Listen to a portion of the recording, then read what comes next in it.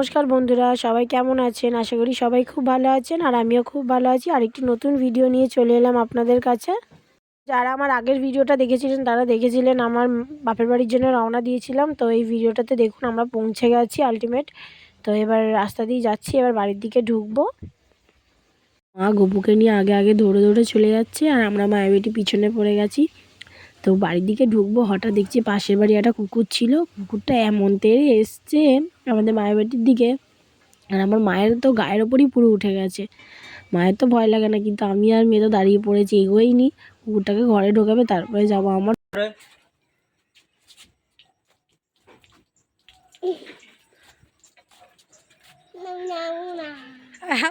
মামা যাবে না। তো দেখুন চলে পৌঁছে গেলাম আলটিমেট। ঘরে ঢুকছি, কিন্তু ঘরে ঢুকে দেখছি ঘরের কি অবস্থা হয়ে রয়েছে, সারা বারান্দা জিনিসপত্রে ভর্তি। তা আমি আর মা দুজন মিলে আস্তে আস্তে করে সব গুছিয়ে নিলাম।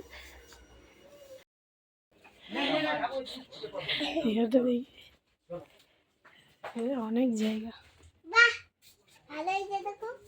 বাবা কি বললো শুনলে? বলছে বাহ ভালো হয়েছে তো খুব, আর সঙ্গে মশাও হয়েছে তো খুব। কি তুই খোল যা। তো দেখুন এখানে সব পুজোর বাজারগুলো নামানো হয়েছে, নামিয়ে রাখা হয়েছে। আর কি সুন্দর মা সাজিয়েছে, গপুকেও বসিয়ে দিয়েছে এখানে। আর দেখুন এখানে বাবা হচ্ছে তুলসী গাছ পুঁতছে। তুলসী গাছটাও লাগবে গৃহপ্রবেশের পুজোর জন্য। তো ওই জন্য তুলসী গাছটাকে সুন্দর করে বসাচ্ছে, টপের মধ্যে রেডি করছে। আর এই দেখুন আমি এসে একটু আলপনা দিয়ে দিলাম। ঠিক করে দিতে পারিনি, কিন্তু যেরকম পেরেছি দিয়েছি। কেমন লাগছে কমেন্টে জানিও। আর জানেন এই আলপনাটা দেওয়ার পরই একটা কুকুর, পাশের বাড়ি একটা পোষা কুকুর এসে ঢুকে গেছে ঘরের মধ্যে। পুরো আমার আলপনা একদম পায়ের ছাপ করে দিয়েছে। আমি আলপনাটা দিয়েছিলাম, পুরো সারা ঘরে ছোট ছোট পায়ের ছাপ ভর্তি। ছোট ছোট পায়ের ছাপ বলতে কুকুরের পায়ের ছাপ। আর যে কুকুরটাকে দেখলে ঢোকার সময় ওই কুকুরটাই ওইটা ঘরে ঢুকে গেছিলো। আর দেখো আমার বাবা, এটা হচ্ছে আমার বাবা। তোমাদেরকে আবার কী সব বলছে, যেমন মেয়ের চ্যানেলটা সাবস্ক্রাইব করে দাও, এই সব কিছু বলছে তোমাদেরকে। দেখুন আমাদের চাটা রেডি হয়ে গেছে, এসে একটু চা বসিয়ে দিয়েছিলাম। তো এবার চাটা খেয়ে আমরা কাজে হাত দিতে শুরু করব। পুজোর কাজে তো আমি কোনো হাত দিতে পারবো না, কিন্তু আমি এমনি রান্নাবান্নার দিকটা দেখব। আর মা আছে আর আমার জেঠি শাশুড়ি এসছে, ওরাই পুজোর দিকটা দেখবে, ওরাই পুজোর কাজগুলো সব করবে। আমার কপালটাই খারাপ যে আমি পুজোর কাজে কিছু হাত দিতে পারবো না।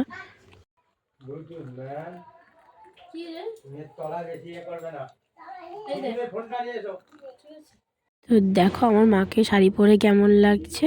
মা শাড়ি পরে রেডি পুজোর জোগাড়ে বসবে বলে। আজকে তো বাবা মা দুজনেই উপোস, কেউ কিচ্ছু খাবে না। আর চাটা খাবো আমি আর আমার জেঠি শাশুড়ি আর আমার বোন। ওরা ট্রেনে করে আসছে, আমরা তো দেখলে ভ্যানে করে চলে এসেছি আগেই। তো ওই জন্য ওরা আসছে বলে ওদের জন্য একটু চা করলাম আর আমার জন্য করলাম। আমি সেই সকালবেলায় বেরিয়েছি, কিছু খাইনি, তো আমার খুব খিদে পেয়ে গেছিলো। তো এই জন্য এসেই আগে একটু চা বিস্কিট খেয়ে নিলাম, তারপরে কাজে হাত দেবো। কেন সারাদিন কাজ করতে করতে আর কখন খাবার টাইম হবে জানি না, কারণ পুজো শেষ হবে তার আগে তো আমরা কেউ খেতে পারবো না ভাত। চাটা খেয়ে রান্নার দিকে চলে এলাম। দেখো এখানে একটু মুগ ডালটা ভেজে নিয়েছি, নিয়ে একটু ভালো করে ধুয়ে নিচ্ছি, মুগ ডালটা সিদ্ধ করতে বসাবো। তো আজকের রেসিপিতে আছে মুগ ডাল, ফুলকপি আলুর তরকারি, বেগুন ভাজা, চাটনি, পাঁপড় আর ভাত। দেখো এরা এখন এখানে বেলপাতা ছাড়াচ্ছে বসে। কটা বেলপাতা লাগবে মা? ঠাকুরমশাই কি বলেছে? এক ডাল নিয়ে আসবে। 108টা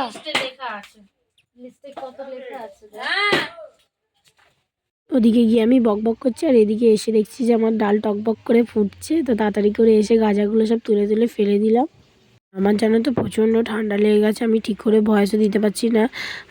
বুঝতেই পারছো তোমরা, আশা করি তোমরা বুঝতেই পারছো আমার ভয়েসটা, আমার গলার আওয়াজটা শুনে যেমন প্রচণ্ড ঠান্ডা লেগে গেছে। তাই খুব কষ্ট হচ্ছে একটু ভয়েস দিতে। যদি কোনো ভুল হয়ে থাকে তো কিছু মনে করো না। ওদিকে বেলপাতা ছাড়িয়ে এসে তো আমাকে বললো দে শাকগুলো একটু ছাড়িয়ে দিয়ে, এখন ঠাকুরমশাই আসতে দেরি আছে। তো ওই জন্য ওরা হাফ জোগাড় করে এসে এখানে আমার হাতে হাতেও আবার একটু করে দিচ্ছে। তো এখানে দেখো কাল রাতে মা এইসব বাজারগুলো করে নিয়ে এসেছিলো। তো মা বলে একটু দেখে নে সব ঠিকঠাক বাজার আছে কিনা, যদি আবার কিছু লাগে তাহলে বাবাকে দিয়ে আনাবে। তো ওই জন্যই আমি দেখে নিচ্ছিলাম সব বাজারগুলো ঠিকঠাক আছে কিনা।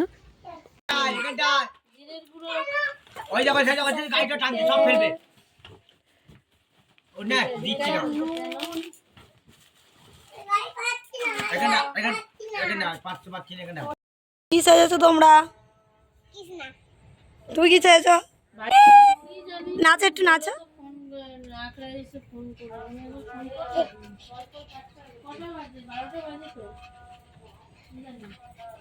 এই এদিকে দেখো আমার ডালটা কমপ্লিট হয়ে গেছে।